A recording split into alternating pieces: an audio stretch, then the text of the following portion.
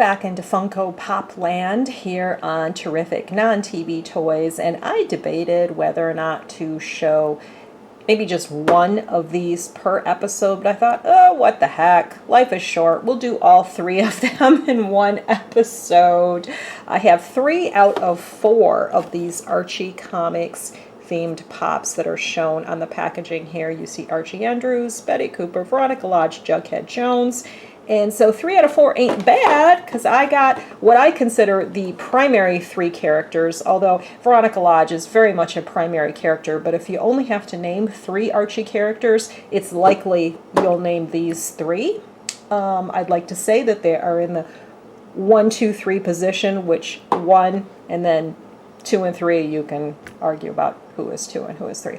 Anyways, don't let me digress like that. These are Funko Pops, which you've seen before on both Terrific TV Toys and Terrific Non-TV Toys, because pops are popping up everywhere. And last month on Terrific Non-TV Toys, we showed a Johnny Cash pop.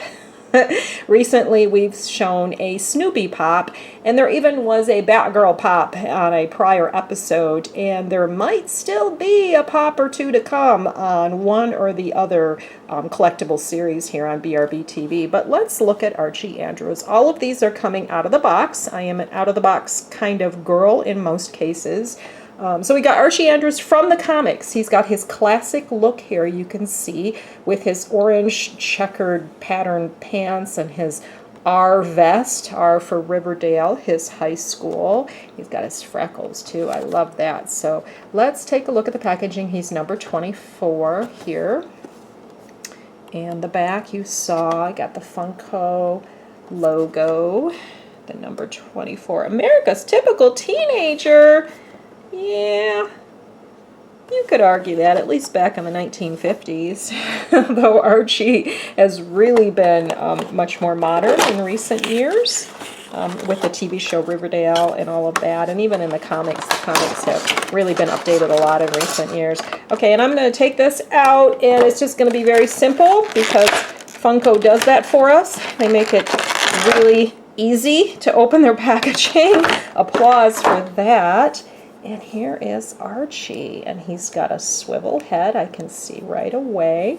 He's got his bright orange hair. Even the little crosshatch pattern that you see in the comics, the way he has been drawn over the years. Saddle shoes. Don't you just love those saddle shoes? A little bit of detail on the bottom of those. Classic icon in footwear. And then there are those freckles and a little nose too. Okay, so that's our buddy Arch. I'm going to go with Betty next. Betty has always been a favorite of mine in the comics over the years. Are you a Betty or are you a Veronica? Well, for me, it's changed a little bit over the years. I think when I was a kid, I more identified with Betty, to tell you the truth. In adulthood, I have loved Ronnie for all that she is. But here's Betty, that little tom girl with the ponytail. Tomboy or tom girl, I guess. She's got her school books with her. That's a nice little detail. She's hanging on to them, and then she's got a simple pink sweater. You know, this is something they do on Riverdale a lot. I'm somebody, you know, I'm a girl, so I'm always noticing fashion. And on Riverdale, I love what the females wear on Riverdale. But Betty, often you'll see in a classic looking sweater. And I swear it looks like, of course I have the perspective of somebody who went to high school in the 1980s. And I swear it looks like 80s sweaters that she's wearing a lot of the time. And this is a style that we could have worn to high school in the 80s. If you can see the little collar's got a white collar, but you can see some detail there, like some ribbing on the short sleeve of the sweater, and you can definitely tell it would be called a sweater, not a shirt. So there's my digression in wardrobe. And then she's got what we at one time called capri pants. Maybe they've been called different things over the years, and they were a 50s thing too. So she really fits into the classic motif of wardrobe here with these shorter, like just below the knee pants. She's got her, okay, if we're going to go with different wardrobe terminology, or what I have an opinion would be called for these footwear, ballerina flats. want to discuss, comment below. I know I'm really getting into the wardrobe weeds here, but I just love noticing things like that. Okay, so that's Betty, and she's got some bangs here, some kind of fluffy bangs, and a tie around her ponytail that matches her sweater.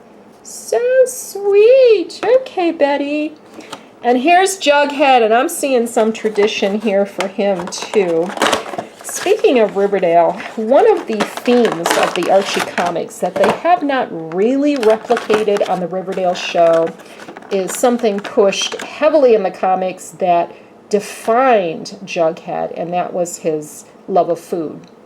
So all through the comics and Archie comics over the years, you would see Jughead just having a voracious appetite and always being at Pop's eating hamburgers and shakes like you see him here. And so here in this Pop, they have nodded heavily to that, that part of Jughead's character, and the hamburger and the shake. And then he's got his S shirt on. Here's a good trivia question. What does that S stand for? In the comics, for Jughead Forsyth Jones over the years, it's been a bit of a mystery for comics fans, but in the show Riverdale, it takes on new meaning when Jughead wears an S on a shirt. And answer that. That's like a second trivia question. So what does the S mean in the comics? And what does the S mean when he wears it on the TV show Riverdale? Now, this is not Terrific TV Toys. This is Terrific non-TV Toys. So these are very much comics, but I can't help making Riverdale references because I do love that show.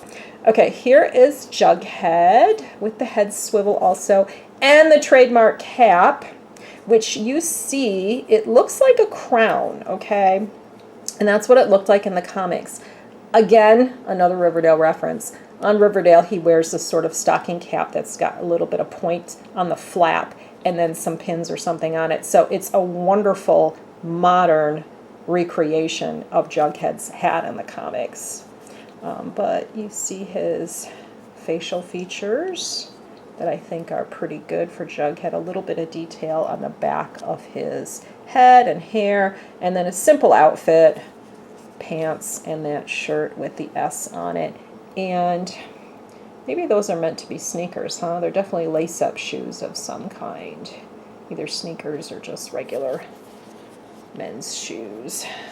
Okay, and there's Jughead. These 3 Pops were snagged by a friend of mine who I've referenced a lot on these episodes also, the mysterious claw game Avenger who shall remain nameless, who's responsible for a lot of the Scooby plush that you see on the Terrific TV Toys episodes. So thank you very much to him. He sort of could be a secondary procurement chief alongside my friend Mike, because he does snag me some great stuff, including another Funko Pop that is coming up in the near future on Terrific non-TV Toys as well, another fictional character. So Archie Pops, love them. Did I show the bottom of the box too? I know I have for other Funko Pops on the series, but just a glimpse of that, just in case you're curious.